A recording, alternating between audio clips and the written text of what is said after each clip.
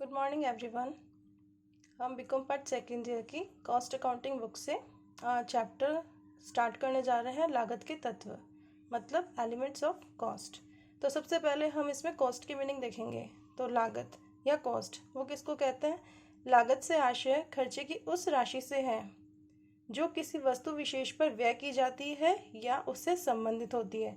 और ये राशि क्या है? वास्तविक या काल्पनिक, दोनों में से कुछ भी हो सकती है। ठीक है, तो अब इसमें है लागत से आशय खर्चे की उस राशि से है, चाहे वो वास्तविक हो या काल्पनिक हो, जो किसी वस्तु के निर्माण में या किसी वस्तु को प्राप्त करने में खर्च हो रही है या उससे संबंधित होती है। ठीक है, तो वास्तविक काल्पनिक का मतलब क्या हुआ इसमें? जैसे हम कोई वस्तु बनाते हैं, मतलब कोई प्रोडक्ट बना रहे हैं, तो उसमें वास्तविक लागत भी होती है, मतलब ऐसा खर्चा जो एक्चुअल में कैश में अंकर होता है, मतलब कैश में हमको पे करना होता है। ठीक है, नेक्स्ट होता है काल्पनिक। काल्पनिक खर्चा क्या? जो खर्चा तो हो रहा है लेकिन उसको हमें चुकाना नहीं पड़ता है। कैसे? जैसे वास्तविक खर्चा तो क्या हुआ, आपने मान लो प्रोटेक्शन करने के लिए कोई बिल्डिंग ली, ठीक है, उसको रेंट पे लिया।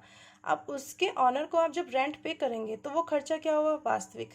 लेकिन अगर मान लो वही बिल्डिंग हमारी खुद की होती और उसका किराया जो आता तो वो हमको खुद को पे करना होता, तो खुद का खर्चा खुद को ही पे कर रहे हैं, तो वो क्या एक्चुअल में कैश में नहीं हो रहा हमारा खर्चा, तो ये खर्चा क्या होगा? काल्पनिक। तो मतलब स्वयं की बिल्डिंग में, खुद की बिल्डिंग में अगर प्रोटेक्शन हो रहा है और उसका कुछ किराया बनता है तो वो होगा काल्पनिक खर्चा। लेकिन वस्तु की लागत ज्ञात करने में, क्या होगा? चाहे खर्चा वास्तविक हो या काल्पनिक, दोनों को जोड़ा जाएगा। ठीक है, नेक्स्ट है, अब देखो इसमें इसमें इसकी डेफिनेशन दी हुई है। Cost means the amount of expenditure actual or notional incurred or attributable to a given thing.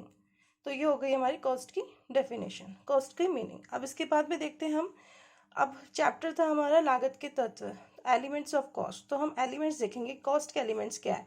इसका मतलब क्या हुआ? एक प्रोडक्ट बनता है, ठीक है, जैसे मान लो एक प्रोडक्ट आपका 10 रुपये का बना, तो उस 10 रुपये के प्रोडक्ट में आपका सामग्री भी होगी, श्रम भी होगी, व्यय भी होगी।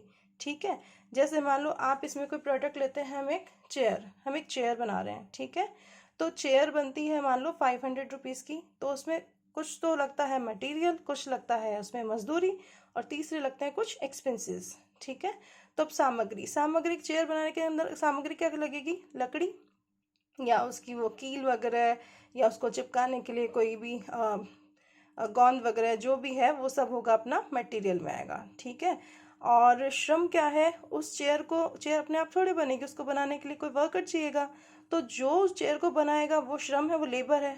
ठीक है, तो उस लेबर को दी हुई जो भी हम पेमेंट करेंगे वो क्या होगा? हमारा वेजेस, श्रम। ठीक है, मतलब किसी वस्तु के निर्माण में जो मेहनत लगती है उसको श्रम कह रहे हैं हम यहाँ पे। और थर्ड है अपना व्यय। व्यय मतलब सामग्री और श्रम, इन दोनों के अलावा भी बहुत से खर्चे होते हैं, उन सबको कहाँ इंक्लूड किया हमने? व्यय, एक्सपेंसेस में। अब यहाँ पे देखो, सामग्री है, सामग्री को 2 पार्ट्स में डिवाइड किया है। एक होता है डायरेक्ट मटेरियल, दूसरा होगा इनडायरेक्ट मटेरियल। सेम क्लासिफिकेशन हमारा श्रम, लेबर के केस में, डायरेक्ट लेबर, इनडायरेक्ट लेबर, मतलब प्रत्यक्ष श्रम, अप्रत्यक्ष श्रम। और सेम क्लासिफिकेशन हमारा व्यय के केस में है। इसमें क्या होगा? Direct expenses and indirect expenses. ठीक है, तो इस तरह से मटेरियल के 2 पार्ट्स हो गए, लेबर के 2 पार्ट्स हो गए, एंड एक्सपेंसेस के 2 पार्ट्स हो गए। अब देखो इनमें 2 पार्ट्स, इनका सबका भी मीनिंग हम आगे देखेंगे, तो एक बार देखना है कि दो दो पार्ट में इसको क्लासीफाई कर रहे हैं। इसके बाद में क्या होगा? जितना भी डायरेक्ट मटेरियल है, डायरेक्ट लेबर है एंड डायरेक्ट एक्सपेंसेस है, तीनों डायरेक्ट मिलके क्या बनते हैं? अपना मूल लागत, प्राइम कॉस्ट, मतलब उस प्रोडक्ट की प्राइम कॉस्ट, तीनों डायरेक्ट मिलके उस प्रोडक्ट की प्राइम कॉस्ट बन जाती है, मूल लागत। ठीक है, और इन तीनों का मतलब अप्रत्यक्ष सामग्री, अप्रत्यक्ष श्रम और अप्रत्यक्ष व्यय, इन तीनों को मिलके क्या बनता है? उपरि व्यय, इसको बोलते हैं ओवरहेड। ठीक है, तो मतलब तीनों डायरेक्ट मिलके बना प्राइम कॉस्ट, तीनों इनडायरेक्ट मिलके बना ओवरहेड। ठीक है, अब इस ओवरहेड के भी होते हैं हमारे 3 पार्ट्स होते हैं। फर्स्ट है कारखाना उपरि व्यय, सेकेंड है प्रशासनिक या कार्यालय उपरि व्यय, थर्ड है विक्रय एवं वितरण उपरि व्यय। अब देखो इसमें कैसे होगा? कारखाना उपरि व्यय मतलब ऐसे खर्चे जो कि कारखाने में, मतलब ऐसा खर्चा जो कि वस्तु के निर्माण में कारखाने के अंदर किया जाता है, कारखाने से रिलेटेड होता है। जैसे प्रत्यक्ष अप्रत्यक्ष नहीं, प्रत्यक्ष नहीं, कौन सा, अप्रत्यक्ष, indirect material, indirect labour, indirect expenses अगर कारखाने में प्रोडक्शन करने में काम आ रहा है तो वो क्या होगा हमारा कारखाना उपरी व्यय। अब सेकंड थिंग है अपना प्रशासनिक या कार्यालय उपरी व्यय, ऐसे खर्चे जो कार्यालय के अंदर होते हैं, प्रशासनिक कार्यों से संबंधित होते हैं, वो हमारा क्या होगा, एडमिनिस्ट्रेटिव और ऑफिस ओवरहेड। थर्ड है विक्रय वितरण उपरी व्यय, जैसे कोई प्रोडक्ट बन जाता है तो उसको हम सेल करते हैं, उसको डिस्ट्रीब्यूशन करते हैं, उससे रिलेटेड कोई खर्चा होगा ना तो वो आएगा सेलिंग एंड डिस्ट्रीब्यूशन ओवरहेड, ठीक है ना। उससे रिलेटेड विक्रय वितरण से रिलेटेड जो भी इनडायरेक्ट एक्सपेंसेस होंगे, इनडायरेक्ट लेबर होगा, इनडायरेक्ट मटेरियल होगा, वो इधर आएगा। प्रशासन से संबंधित अप्रत्यक्ष सामग्री, अप्रत्यक्ष श्रम और अप्रत्यक्ष व्यय यहाँ आएगा।